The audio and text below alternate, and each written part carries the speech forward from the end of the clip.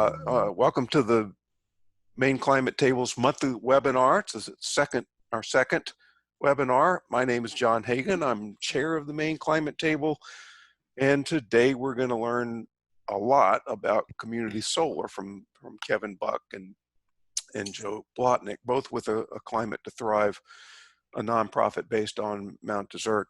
But before I turn it over to Kevin and Joe, let me say a little bit about the Climate Table.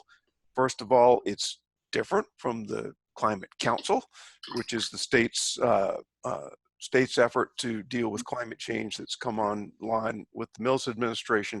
The Climate Table was formed back in 2013 as a network of businesses and nonprofits and individuals all working together towards a common goal of trying to solve the climate problem. One of our goals is at the Climate Table is just to get more people participating in the climate discussion. We believe that it's going to take everyone working on this challenge to solve it, and that means we have to cross cultural and political and economic boundaries that seem to be dividing us so much these days. The second thing the Climate Table is up to is giving people information that they want and that they can use to take action, and that's what today's webinar is about. Hopefully you're going to get a lot of information that you can use in your own community. That's my plan anyway. Just to give you all a heads up about other things we're doing at the Climate Table, we are planning a statewide climate summit September 17th. We hope you all come. The goal that day will be to put the business community in Maine to give them the podium for the day, let the business community tell us the kinds of things they're doing to prepare for climate change, both adaptation and mitigation. So put September 17th on your calendars if you're interested in that. And you can also join the Maine Climate Table. It's free. It's not very expensive, and you just go to our website, click on the Join Us page, and you can be a member, and that way you'll stay up to speed on things that we're doing, webinars that we're having, or events that we're hosting. So come on board. Before we get started, just a couple of housekeeping things. As the commander of the control panel here, I can put you all on mute, and I'm trying to do that while Kevin and Joe are going through this, but help me out here and try to keep, if you know how to put your computer or phone on mute, please keep it on mute while Joe and Kevin get through this, the first part, because background noise can be very, very distracting to the presentation. If I start to hear noise, I may break in and say, okay, let me just pause for a minute, everybody. Could you make sure your phones or computers are on mute? So I might break in if I hear noise. And finally, I am recording this webinar for people who wanted to be here today but couldn't be here. So just so you know, for full disclosure, we're recording this, so be careful what you say. So let's get into it and just get started. The topic today is how to get solar panels on your high school or landfill or whatever else you want to put solar panels on in your community. And we're very lucky to have Kevin Buck and Joe Blotnick here today to do this for us. Kevin's a member of the board of directors of A Climate to Thrive. I mentioned that organization a minute ago. It's an environmental group dedicated to energy independence for Mount Desert Island by 2030, coming right up. And Kevin's also a selectman for the town of Tremont. So he must have been making presentations to himself somewhere in this process. Joe has a background in environmental science and was hired by A Climate to Thrive in the early stages of 2016 to coordinate the work of their many committees. It included alternative energy, solar policy, building efficiency, and he even helped hire the new executive director, Lawson Wilson, in December, and now is working part-time on specific A Climate to Thrive projects. So these two have been through the process, not only thinking about solar project, but designing it and implementing it, and it's up and running. And and generating kilowatts. So we're really lucky to have them here today to tell us how they did it. And I'm hoping that a lot of the rest of us will be able to do it after we hear your president. So are you, I know. So thank you too for being here today. And let's see, Kevin, shall I hand it over to you, or who wants to speak first? We didn't get to that level, of course. Kevin, why don't you start? Yeah, that'd be great. Okay, fine. Thanks, John. Yeah, Joe's going to try to keep me straight if I wander too far off course too. Basically, we'll give you a brief background of Climate to Thrive and kind of how we got to the point where things started happening, because a lot of this isn't just one project. We've developed a relationship with organizations and the local governments on the island itself. Those of you who aren't aware, half of the Mount Desert Islands, Acadia National Park, and we've been dealing with the park on some issues also. So this is basically going to be, a description of our process, what we went through, and what we found that worked. All right, you got the controls there, right, Kevin? You'd think, wouldn't you? Okay. We're a group of island residents, businesses, and towns. We've been working for energy independence, as John mentioned, by 2030. And one of the things we've been finding as we do this, we're kind of ahead of the curve, so we're becoming a bit of a model. So we're trying to keep our nose clean and make everything, workable. And we're actually finding a lot of interest on how we've gotten things done beyond our island. This webinar being, an example of that. And the vision of energy independence by 2030 back in 2015 was quite ahead of its time. And, everybody knows that a year ago or so, the United Nations team, came up with the idea that 2030 really is a very real goal and an important goal to really make sure that things are happening. So that's what we've been doing. It seemed really far off back then, and now it's like, let's get moving and get there. Yeah, I was actually one of the people that didn't believe it would happen up front. And the more I get involved, the more I believe it's going to. I think we're going to pull this off ahead of schedule. But this was the first project that Climate to Thrive was successful in as far as solar energy. There's a community solar farm on a public works building in the town of Bar Harbor. And that one, you said that was about a 60 kilowatt array, I believe, Joe? Yeah, I think so. And it really consisted of about 5 local families and a local business. And what was different about it was that even though they were residents and businesses of Bar Harbor, it was being put on a town building, and the town approved that. So that one took a while to get going. Like, that was the first project, and it took a while for all parties, from Revision Energy to the town to Climate to Thrive, to work out a lot of details there.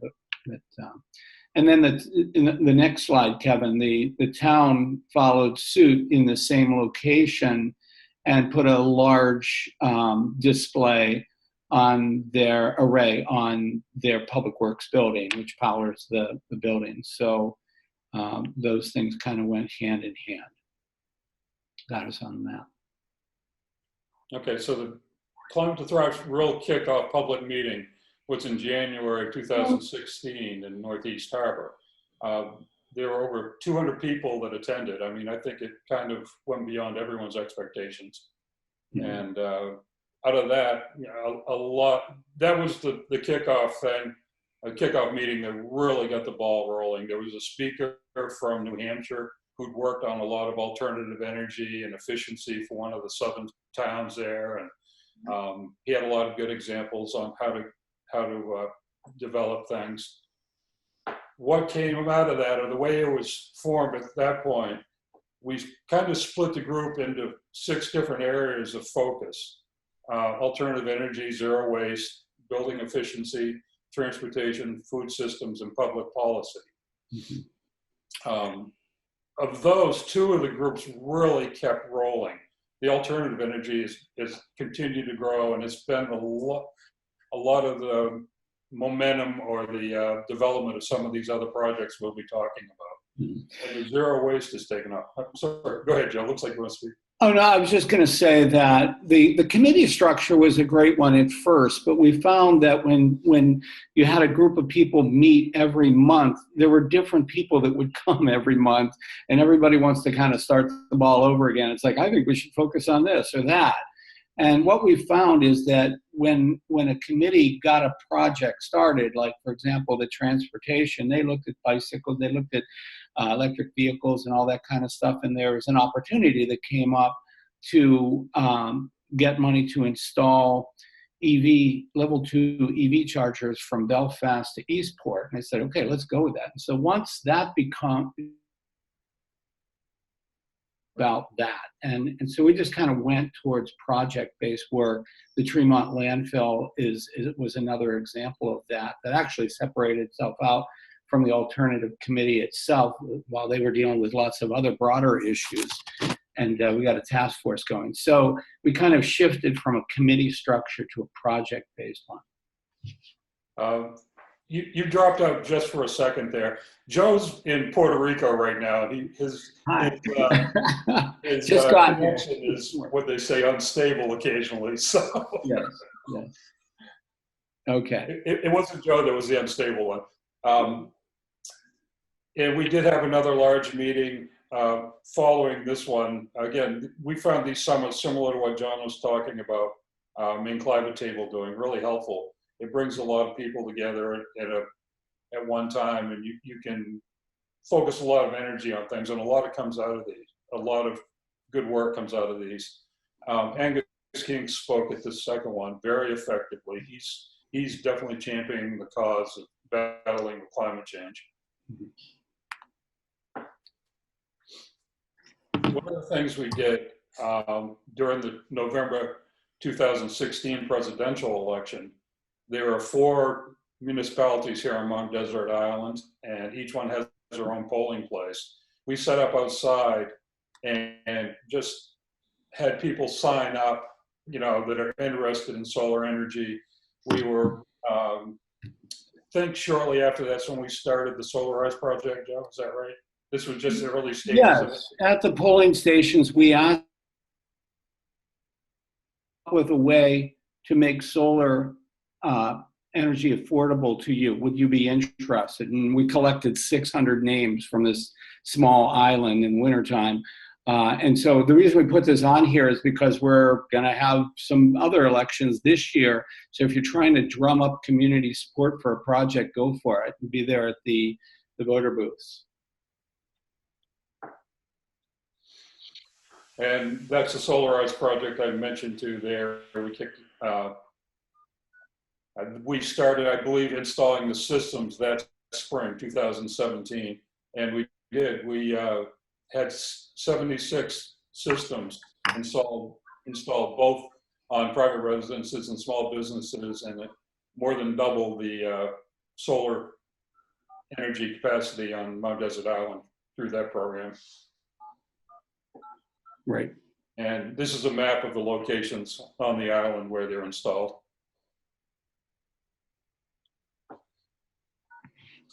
Another program we did was a Weatherize program where we contracted with an energy consultant and insulation company, and they did 80 audits, and they were a little over 20 houses that had some form of weatherization or efficiency upgrades. Oh, you know what? That's me. Hold on a second here. I've got since I was breaking up with,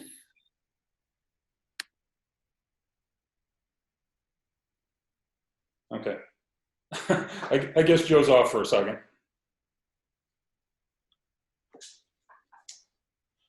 Okay. There's a certain amount of steps you're going to have to run into in any of these projects.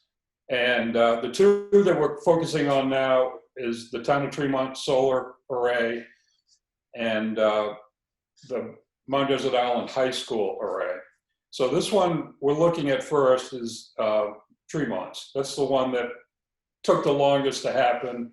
there was quite a process to get this moving. It was early in the stages of doing this, so it was more of a new thing. It took more energy. First thing we did, and that's part of why we're going over the background of a Climate to Thrive itself, is you need to build some support for what's going on. Getting credibility and getting your name out and known, people tend to believe what you're telling them a lot more than if you just show up out of the blue. So one of the things that makes a huge difference is getting a person, an individual, or a small group of individuals that are really going to try to lead this process. I mean, it could be yourself, it could be whatever. The Tremont Solar, I put a lot of energy into it personally, and it was once the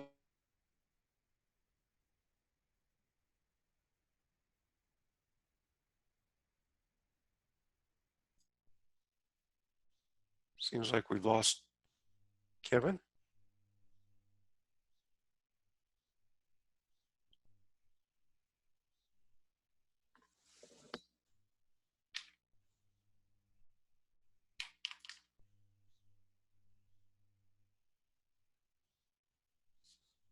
and have it make sense. The more you get involved in this type of thing, the more complicated you realize it is.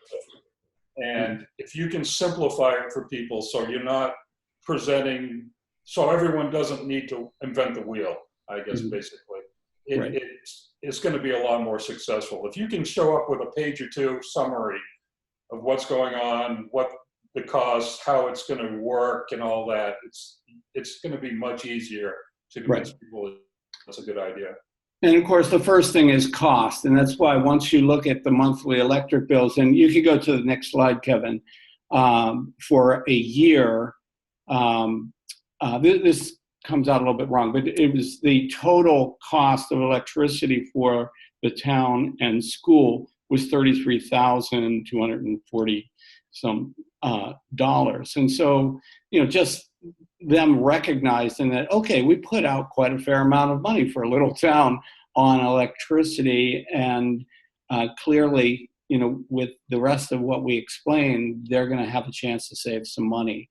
That, again, now you've got their attention, and that makes them even more hungry for it. Joe and John have heard me say this a lot, but the winning argument in a lot of these is it's like 3 words: it saves money. Whatever argument you're using, if you can show people it's actually going to save them money too, that's usually the one that'll make it happen. Yep. This was a summary of some of, again, a simplified breakdown of the numbers that are going to be important to people. And again, the details sometimes they're not going to be nailed down 100%, but you can give them a real good ballpark of where it's going to be. One of the things Joe and I were talking about when we went over this is the figures that we used. Tremont's a town of 1,600 people. Our annual budget's a little over $4 million. These figures are quite a bit better than what our savings figures are better than this with the new regulation and legislation. Right. And it's actually going to be over $400,000 that the town is going to save. With a town with that small a budget, that's a pretty significant cost savings. Mm. And that's with no money up down, no money up front because of the power purchase agreement, which we'll get into. In those figures that were just shown, we had to recognize that there are some of the buildings that were under like one price structure where you got practically 100% credit for the solar energy, and the others were under a demand charge price structure, and you weren't really getting, you were only getting about half or 40% of the credit than you would with the other buildings. And so we realized that if we were going to go on to bigger and better projects on the island, that we had to get involved in helping to change the solar policy at the state level. So there's the next slide, Kevin. So we held 2 visioning meetings, one in Northeast Harbor and then one on the Blaine House the day after Election Day, when Governor LePage became a lame duck governor. And those meetings brought in the Natural Resource Council of Maine, the Environmental Priorities Council, Legal Conservation Voters, and others that have been doing a lot of work on lobbying anyway. But we wanted to really set the stage for when that new administration, and at that point we didn't, at that point when we were planning these, we did not know what that administration would be, but it turns out to be the Mills administration, so we could hit the ground running. And sure enough, the changes that were made, you'll see in a few minutes, have made a significant difference to the savings in our project. Okay, and we ended up at Tremont, we went with an RFP, a request for proposals from, well, we advertised it in general and we specifically submitted it to some solar contractors we knew. Mm-hmm. And one of the nice things about this is they did a lot of the design work in the areas we weren't that familiar with, which is one of the benefits rather than doing a hard bid system. And we used the high school was a different type. It was a request for qualifications, which is slightly different, asking basically to explain to them why they think they could do this project along with a proposal for it. Right, because that project was going to use a flat roof, flat roof solar panels. And the high school has a very large roof, and some of it's in good shape and some of it wasn't quite in good shape. And we wanted to make sure that we didn't get just any old solar company, but one that actually had experience in flat roof design, or at least had the qualifications to do it. So that narrowed it down a bit. And we've been, all of what you see in this webinar so far is going to be, it's encapsulated in what we call the solar roadmap, which you can download on our website soon. So if you're taking notes, this is all right in there. So then the next step, of course, is to review those proposals as they come in and work with a group of people at the institution you're working with, whether it be the town of Tremont or the Mount Desert Island High School, and review the proposals. And Kevin and I were 2 of 6 people that were on that solar task force. And I'll tell you, when we got the power purchase agreement, which is a legal document that allows investors to invest their money into the project and basically own the project and then sell the power back to you for a number of years. It could be up to 20 years, but it's better if they reap all of the benefits that they want to get by investing money in what was then the 30% federal tax credit and then accelerated depreciation on the project and all that kind of stuff. So after 5 or 6 years, they're ready to pull out. They've gotten so much return on their investment to satisfy them. And then the town of Tremont decided to purchase the system at that point, take out a loan. That's what happened with the high school too. So because the town and the high school are not businesses, they could not take that 30% tax credit, which is now a 26% tax credit.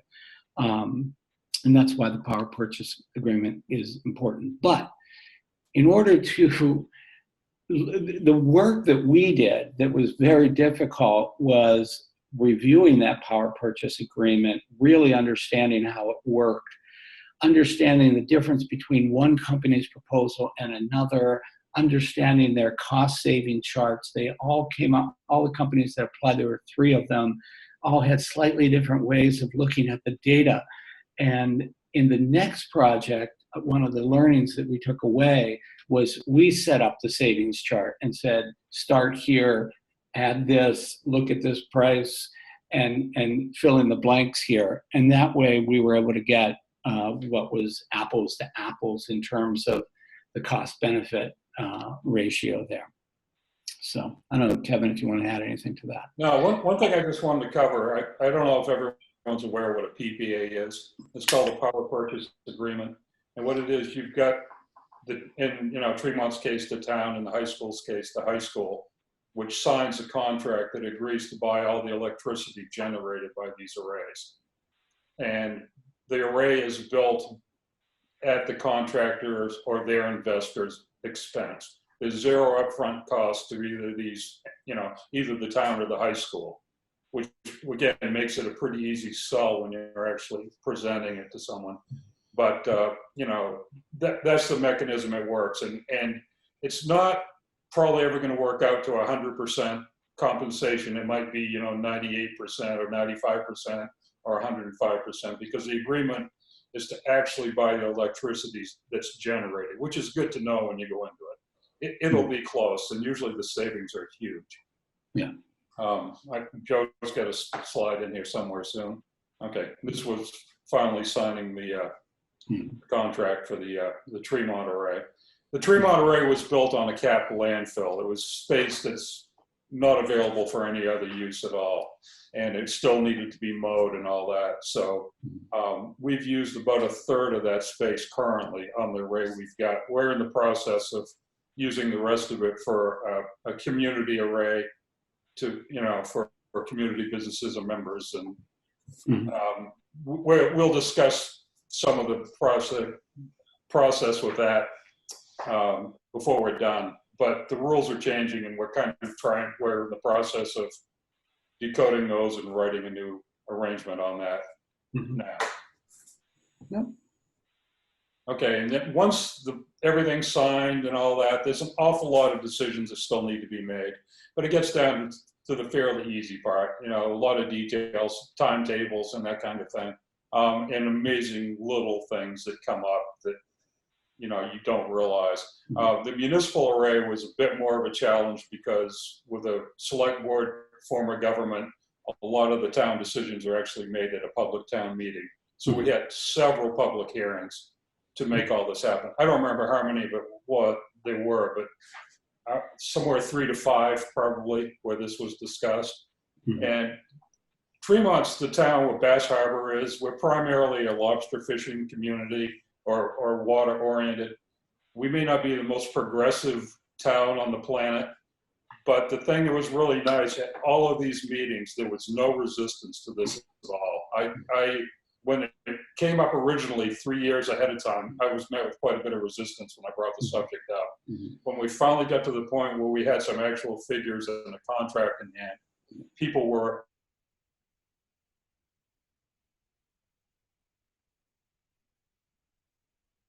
just 100% behind it. There was at the mirror noting the climate's changed. Making these projects happen is not nearly as difficult as it was a few years ago. And that holds true for just about everything that a Climate to Thrive does. We used to always think, well, there's all these climate deniers out there and people aren't going to buy it, and we got to be careful to make sure that we're doing this or doing that to convince them. But by and large, 80, 90% of Mainers want to see these kinds of projects happen. And so you don't really need to focus on that smaller percent unless they bring up valid concerns that are going to affect the project. But you've got the momentum today. And it saves money. Yeah. Okay, and there's a picture of one section of the completed landfill in Tremont. Landfill array. The whole process from start to finish, Kevin, I think we started in like November of 2017. So it took about a year and a couple of months. Yeah. And that was on the successful attempt. I brought it up a couple of years before that and was soundly shot down. So persistence does help. It does. It's there now. It's been online for a year now. Yeah. And then the high school project. High school array. Yeah, the month before that actually came online, the high school trustees accepted a proposal for 100% flat roof array. We had been working maybe since September of that year, and by September of the following year, you'll see what happens next. Kevin, you can move on. Again, it was just a little over a year. Actually, before I go to that, high school and college interns that work with us, and one of the first things we did is send them down. I think my internet is saying it's unstable. one of the first things that we did is send them to Janet Mills' signing of 3 solar bills and a visit to the State House. And that really changed everything in terms of the cost savings, which will, next slide, Kevin, I think we could show that. The high school approved the project with a projected savings of just $280,000 over 25 years, which really isn't a lot of money for the high school, which was a much bigger project than Tremont. But they wanted to do it for the climate reasons. But once Janet Mills and the administration passed those bills, that $280,000 went up to nearly $1.5 million over 25 years, which is significant. So that's the kind of changes that were made in the solar policy, which is why all of those listening today need to get on it right now before anything else changes and get these projects in process. Okay. One of the things we made sure we did with all of these things is make sure the public knows they're going on. We were fortunate because when we were scheduling the ribbon cutting for the high school array, the Cranberry Island Fishermen's Co-op on Little Cranberry Island had just had an array built also. So we timed 2 ribbon cutting ceremonies the same day. We had representatives from all kinds of media, government agencies and all that, and managed to hit both of them. Right. And our student interns that were there in the summertime took the lead in planning that. That's one of the things that they did in the summertime was plan the ribbon cutting. And when it came time for the media to interview people, instead of interviewing myself and the principal and everything, they primarily wanted to hear from the kids because youth are making such a big impact today. And one of the high school, students was driving to school in the morning and he heard himself on the MPPN and was just completely thrilled and blown away.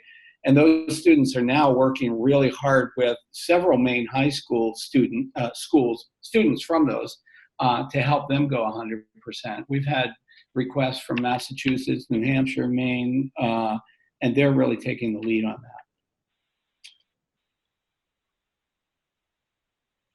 Okay, again, that's some of the interns there speaking at the podium at the high school gymnasium. Right, and that's about 75% of the panels on the roof of the high school there. We have drone shots, but we don't have a good picture of the whole 100% display, but it's of the electrical demand of the high school over the course of the year, of course. I think Joe was saying that's 100%. You cut out briefly there, Joe. Oh, it's okay. Good. You can fill in. Okay. And this was we had the ribbon cutting ceremony out on Cranberry Island too, the same day. It was interesting because it worked out well. We actually had a bunch of legislators, senators, representatives, the superintendent of schools, a couple local elected officials all in the conference room before these two and discussed the future direction to go on a lot of this policy and explained why it's a good idea.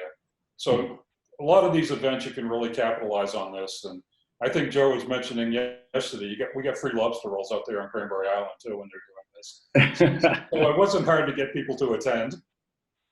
Yeah, that's for sure.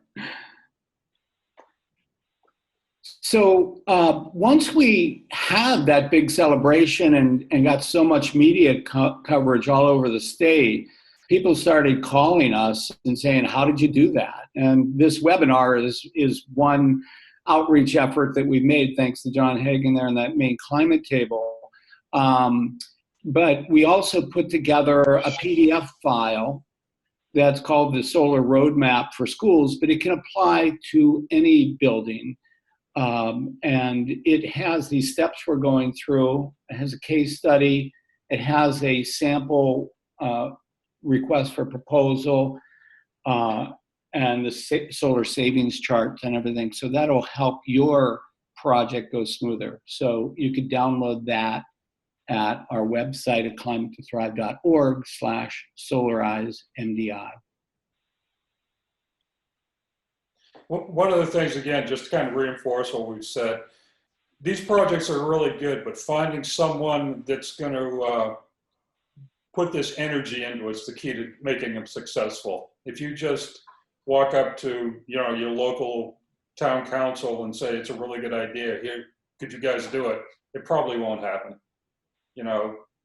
What drove a lot of these projects is the fact that Joe or a group of people or some of us are really putting the energy into coming up with all the reasons to do this and doing the homework and showing up with the documents. I mean, the contract for both the PPA at the high school and Tremont were almost entirely designed, written on with Climate to Thrive energy.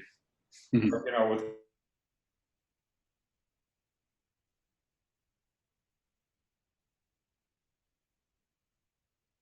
With a huge amount of input. And if we left they want to do it, but as you know, there are so many different priorities and they just can't, they would get there, but it might be 4 years later after they took care of, all kinds of other things that they have to do. This was a separate project called Sustainable MDI, where the owners and staff from 25 different restaurants got together and took a pledge to stop using plastic straws, make sure that the things that they were using were the best available products for if they were disposable ware.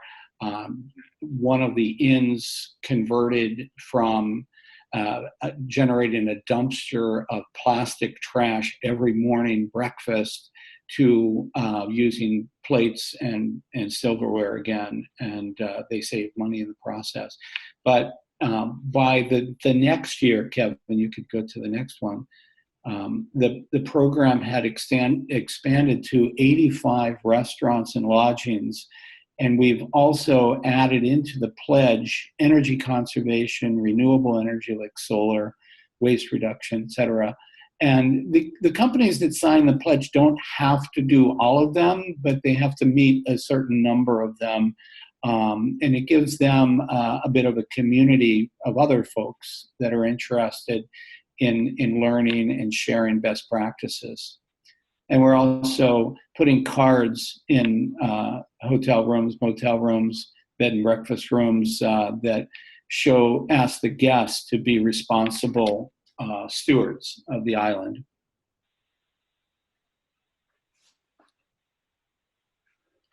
Okay, now we're working on our next project is tying everything together. Again, with the energy independence, so basically being carbon neutral by 2030, we need to work with everyone. And again, that's kind of goes along with what we were saying earlier too, is this is developing the relationships and working with the people, and the more of these relationships you get going, the more successful all these projects are, and the easier it is to bring in new ideas into the group, and actually have successes. Right. And of course, we're going after not just solar, but energy efficiency and best methods there. Yeah, it's working. We're getting polystyrene bans and single-use plastic bag bans in every town on the island. I think they've all signed on. Yeah, there's a big LED project as well. Yeah. Kevin, you'll have to hit the thing for each one of these. So our learnings of how we were successful start with a bold vision, and then identify a project that can be an early win. Ours was Solarize. And our Solarize project doubled the solar capacity on the island with 76 installs, solar installs, mostly homes, but a couple of businesses. And that was really highly visible. And then we wanted to double it again. And that's when we got into the Tremont project and the high school. And we're doubling it again. Share successes and positive news stories to keep the buzz going. Form community partnerships, as we just mentioned. Offer to do the work for communities to create the change. They want to do it, but again, they don't have time. Be project-based, volunteers are attracted to things that are working and making progress and getting things done, and follow through on almost all great ideas and opportunities. The trajectory of a climate to thrive is looking like a chart that is an exponential curve. It's just going right up, and it's been amazing because we think we know what we're going to do this year, and then a great opportunity comes along, like as you know, Amera is going to be purchased by a Canadian company, and we got in the front end of that by signing a memorandum of understanding that they would look into MDI as a model to possibly build a microgrid and do some other innovative rate structuring programs so that low-income folks can have access and take advantage of low-cost solar. So when those ideas come up, we just start moving with them, and pretty soon the whole thing is mushrooming. And encourage friendly competition and inspiration between towns. Kevin, you could say a little bit about the town of Tremont versus Bar Harbor. Our first chair in Climate to Thrive is town council in Bar Harbor. And, where I'm a selectman here in Tremont, we were always known as the backside of the island. And Joe was doing the math a while ago and says, Tremont, Maine, 1,600 people now has more solar watts per capita than any other place in the state of Maine. So we're nudging Bar Harbor to catch up with us. So sometimes it's a little nice to, make it more personal and get a little more skin in the game. Right, yeah. So. Okay, and again, thank you very much for everyone listening. We're going to leave this site up. There's contact for both Joe and I. We'll be glad to help with anything we can. The Climate to Thrive site, plus the link to the roadmap, the solar roadmap, is great. Anything that we've done or mentioned, we're very willing to share. One of the things I've noticed on a lot of these projects is, as they get successful, all of a sudden more people are taking a little bit more credit than you realized they had in it as you were going along. To me, that's a great thing. I don't feel at all proprietorial about any of this. It's anything we can do to get this, to move this forward, we're willing to help with. So again, don't hesitate. If you have any reason to contact us, we'd be glad to do what we can. Well, I think we'll take advantage of you while we got you here, because we've got about 15 minutes to go till 1 o'clock. So if you two would entertain some questions, we're going to open it up to the I was going to say callers, the listeners. But let me ask one that came in through the chat window here while you were early on. What's the population of MDI total? And I'm going to add to that and say, how are you want to be carbon neutral by 2030 for all of MDI. So how many people is that, and how do you calculate that? That means businesses and individuals together. Did that make sense? I'll take the first part of that, Kevin. I'll leave you the hard part. There's about 10,500 residents, full year-round residents on MDI. So that's not too bad. But we get 3.5 million visitors a year. That's a lot of energy. So Kevin, how are we going to get there? Well, again, I think that's one of the reasons we've got as many things going on. Early on, everyone realized that it isn't just about generating clean energy. A lot of it's how it's used. I mean, as much as even like the carbon footprint of the food you eat, eating locally is better than not. Waste. We've got a really successful electric vehicle charging station project going on. Joe mentioned that a little bit earlier. We've put in charging, electrical vehicle charging stations from Belfast all the way to Eastport. I believe it's actually up to Holton now as well. Oh, I didn't hear about Holton. So. Oh yeah, yeah. And we have a total of about 18 or 20 of those. And because of the success of our solar high school project, we were awarded a grant of $250,000. The high school was awarded a grant of $250,000 to get one of the first electric school buses. And so, and they've got a charging station over there too for teachers. But Kevin, we could say more about that. The vision is one thing. It gets people moving. We don't really have a good system for saying, how are we going to deal with all this transportation? We're hoping to move along with the rest of the state of Maine, with our nation, with our world, as we all try to figure out how to get fossil fuel free, or at least the equivalent of that. By 2030, 2040, whatever. So, Kevin, you want to say more about that? I think it's probably going to be, more net zero. We're generating more clean energy or offsetting it than we are 100% carbon neutral. I mean, there's too much legacy stuff there, like oil furnaces. Some of us like to drive old cars on occasion. I don't think those are going to get electrified. So, I mean, you're never going to live like a zero emission lifestyle, but there's ways you can compensate for it and correct it and, Right. and offset it. So we're trying to hit all the different things, from heat pumps. We're really pushing heat pumps like the state is now. We're pushing electric vehicles. We're,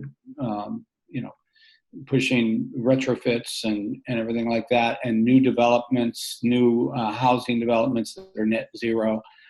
Just doing everything we can. I think it's all hands on deck, and we'll see where the world takes us. Battery storage is just now becoming a good economic decision for businesses, for larger businesses, but not yet for residents. But within a couple of years, it probably will be.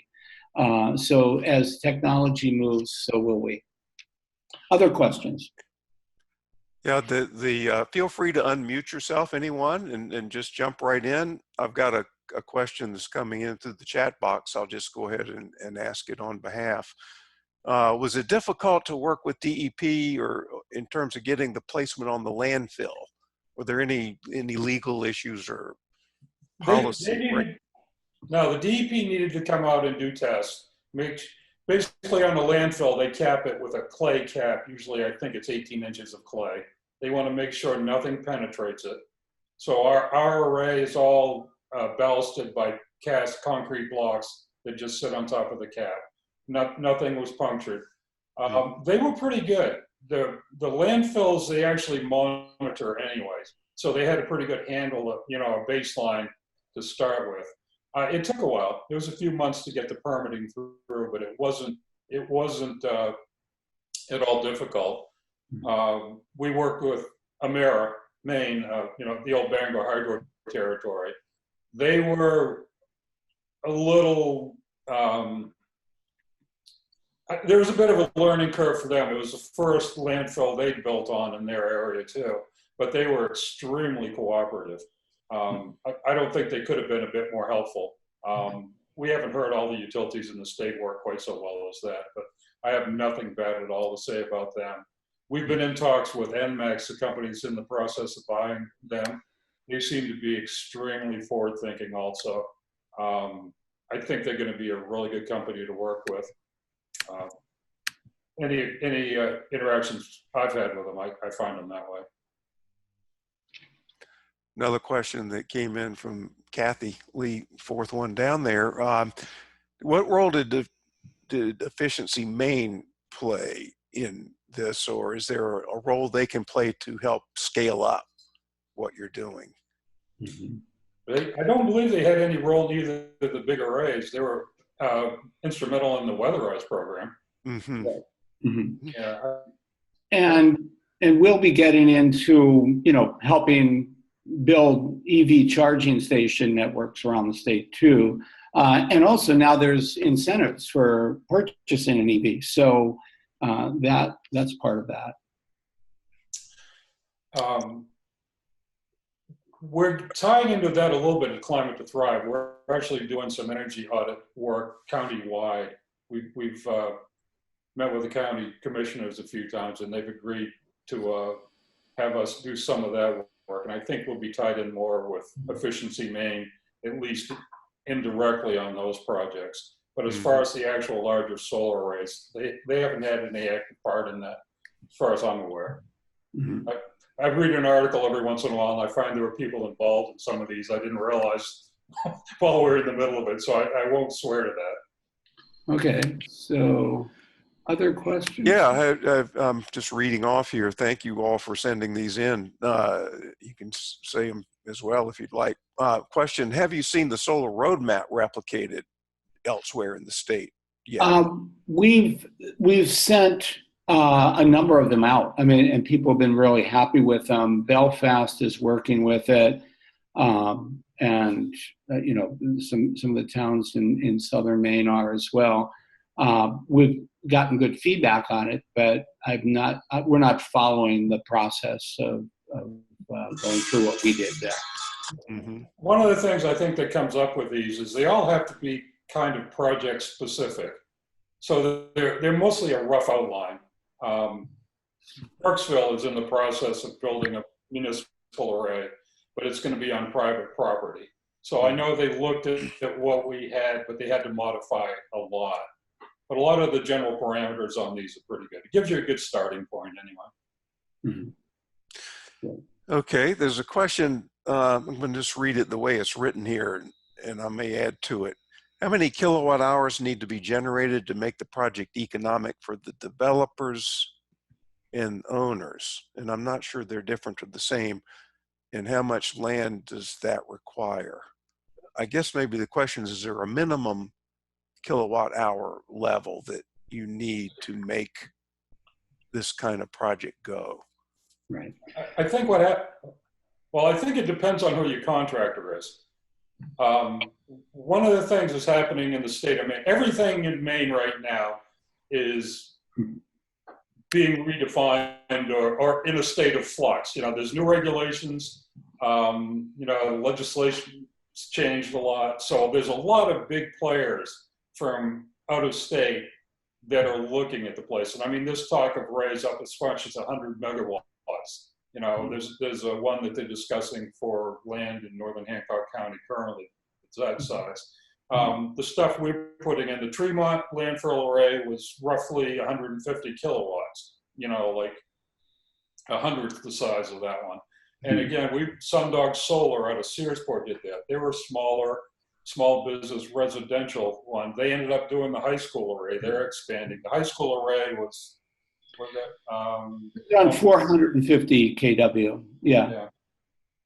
And you know, and as Kevin said, you know, Sundog was willing to do some very small ones. You know, it was only a year or two ago that the largest community solar that you could do was only 50 kilowatts, which was, you know, we have a 28 kilowatt on our house, so you can see that's not very big, even though it's heating our house as well. But solar is economical at any level, from the individual homeowner to the small business to these power purchase agreements. And but everything's moved up. We did a couple of solar farms that were 50 kW in size that were economical. But then when the new legislation was built, the major solar companies in Maine kind of held off to see what was going to happen.